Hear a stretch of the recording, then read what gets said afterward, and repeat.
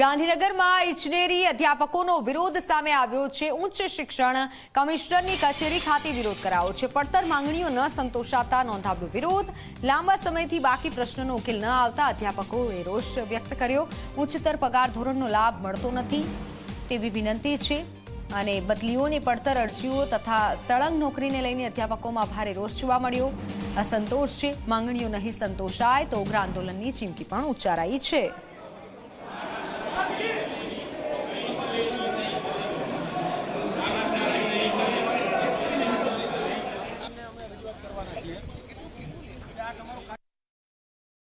અમારું પ્રશ્ન નિરાકરણ નહીં આવે।